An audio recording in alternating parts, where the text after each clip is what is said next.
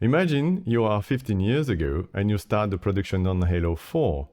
You want to push the quality of the facial animations in your cutscenes, but you are on an Xbox 360 with limited resources. Hi, I'm Jerome, and today I want not to talk about a specific paper per se, but I want to talk about how Halo 4 managed to stream their facial animations inside of an Xbox 360 using principal component analysis. So for those of you that might not remember what the cutscenes were looking like, so this is Halo 4 on an Xbox 360, probably 11 years ago. And you can see that the facial still holds up on these cutscenes, and it was all runtime cutscenes. So it was all running on the consoles directly.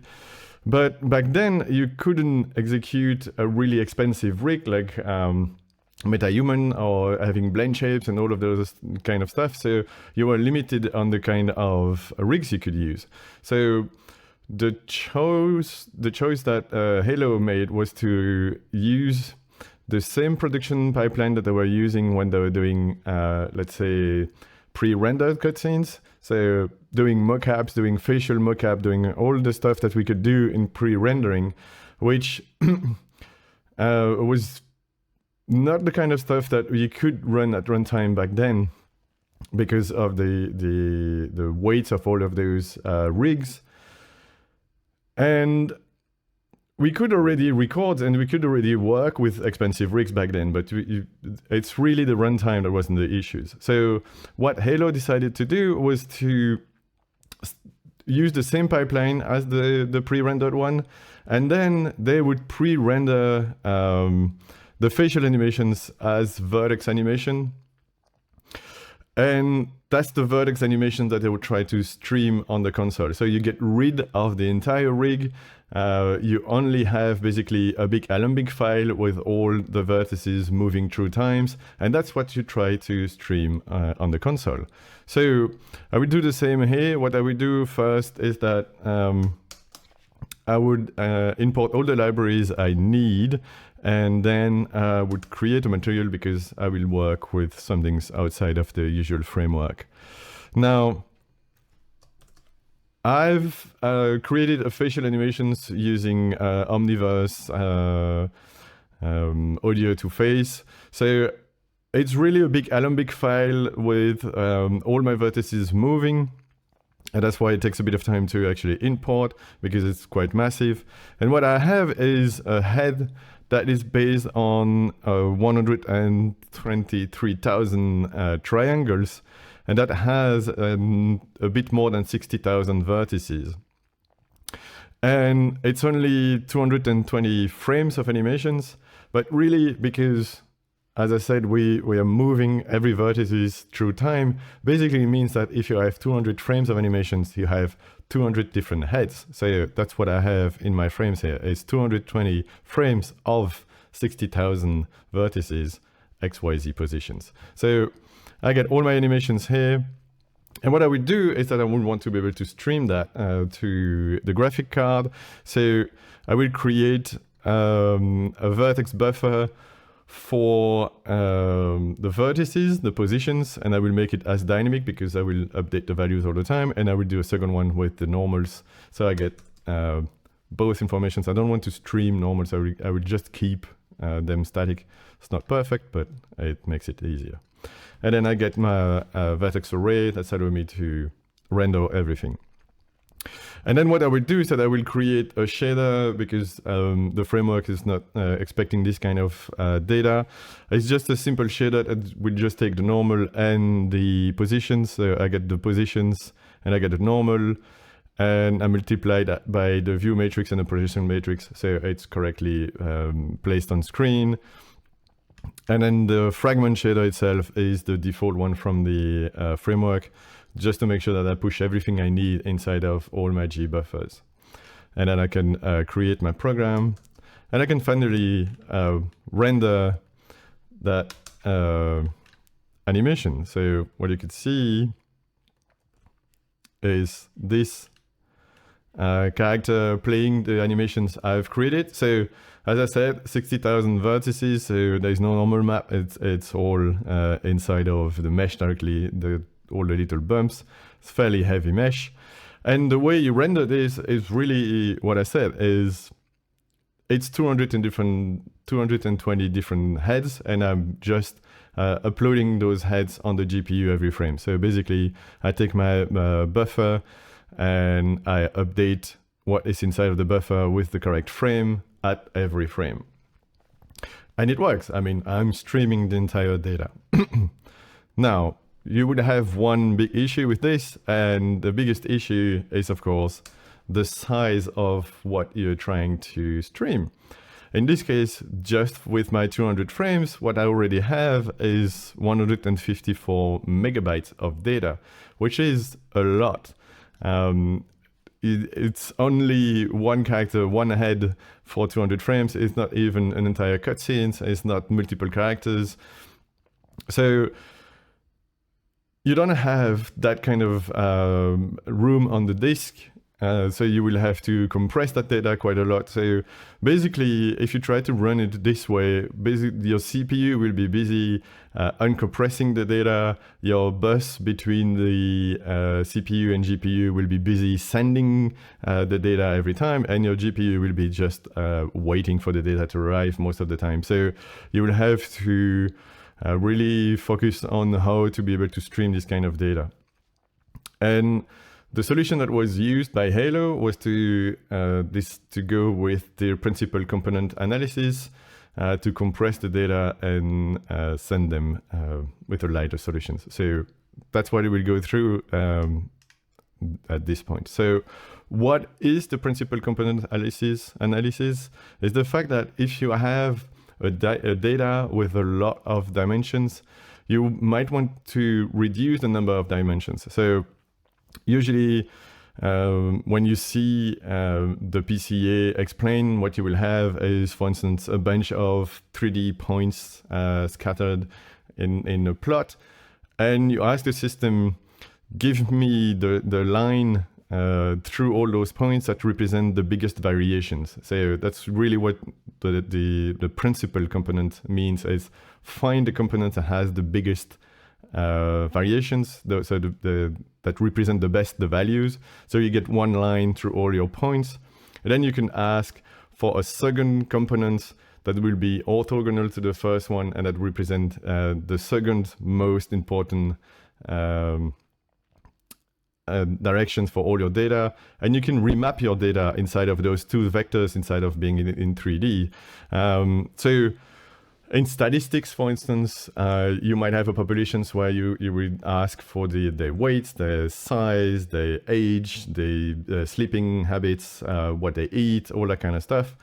And you might do a PCA to reduce the number of features to a lower number, so you could see if there is correlations between a bunch of values. And if you start to get clusters of populations in some place, it will mean that a bunch of your values are actually related and that kind of stuff.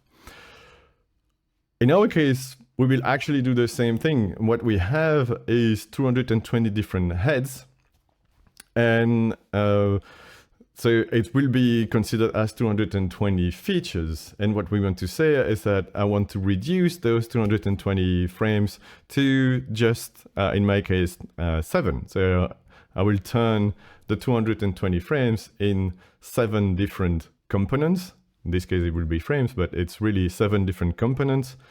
And what the PCA will allow us to do is to use those 7 components and reproject the data into the 7 components and rebuild the animations. So really, what I'm using is the PCA implementation from scikit-learn. So I will not rewrite PCA from scratch, but I might do it in a different video, because there is paper talking about how to write PCA for vertex animation. So it might be interesting to see. But at this point, I just use the default scikit-learn implementations. And it returns, you see, I'm feeding all my animations, and it returns me 7 components. And those 7 components are basically 7 heads. So it is 184 floats. So it's basically 60,000 vertices XYZ back to back. And what I can do is that I can actually display the different poses that he picked. So that's one of the poses that you can use to recompute my animations. That's a second one, third, fourth, 5, 6, and 7. So that's all the poses that he wants to use, that it says that he can use to rebuild my animation.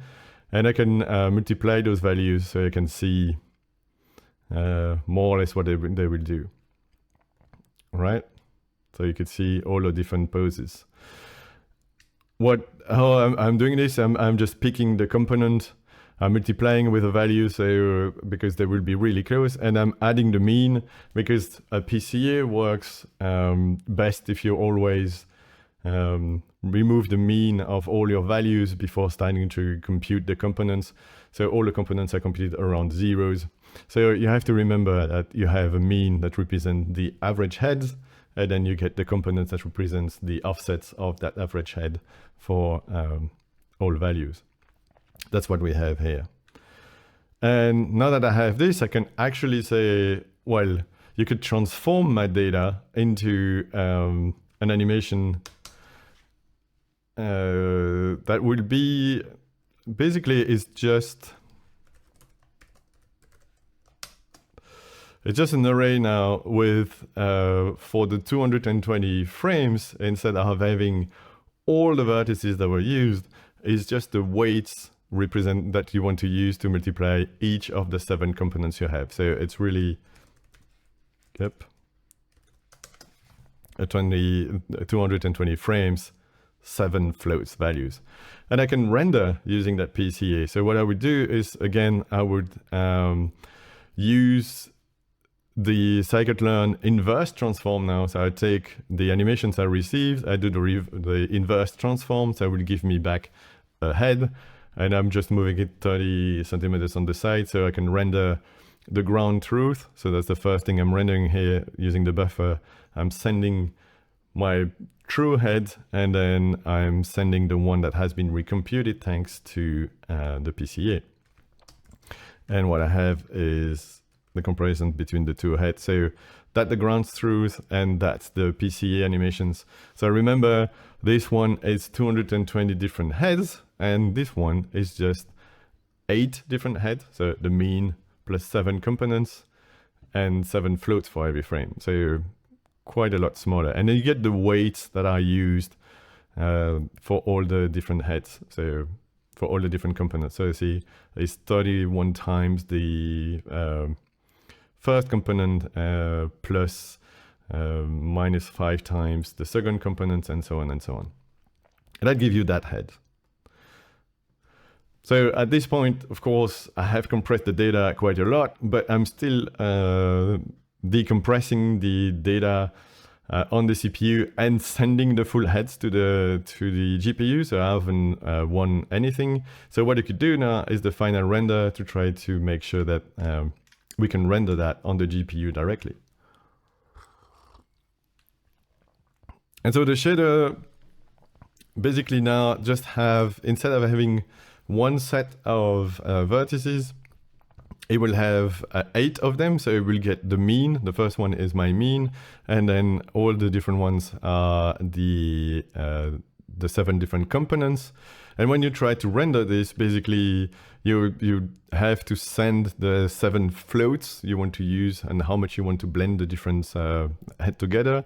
And then you just accumulate the values. It's just you take the mean and then you add the first component multiplied by the first values, then the second component multiplied by the second values, and so on, and that's it.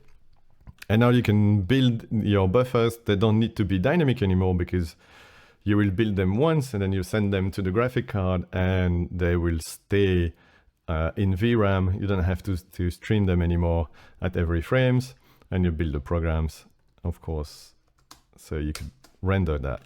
And if I want to play my animations and render this animation, I better remove this. What you have now is The only thing you have to send at every frame is just the 7 floats, and you could render your facial animations just by sending 7 floats, because all the components now sit in memory on your graphic card. And that's how Halo 4 was able to achieve this quality of facial animations in the cutscenes. And interestingly, you could see that one of the popular video you had back then was done by Lord Z, that actually make a mod and tweaked the values of the animations. And he said that he multiplied the facial animations by 5, and it got that weird results that make a lot of people laugh. And it's interesting to see that it really represents what was happening with the PCA, because it just multiplied all the values of animation by 5, and if I really do the same, it would give me something quite similar. If I multiply by 5, I get that same weight results, just basically because you are reconstructing your PCA with the wrong weights. You're pushing them too far, all those weird different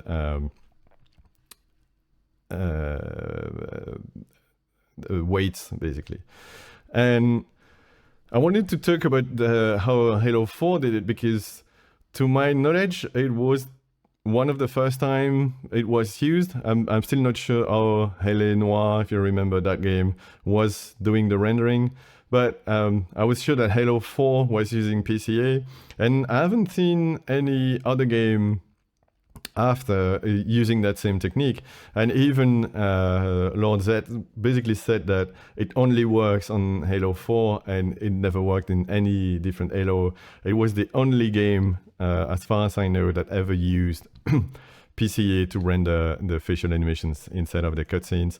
And I find it interesting, and I wanted to make sure that it wasn't basically forgotten at some point.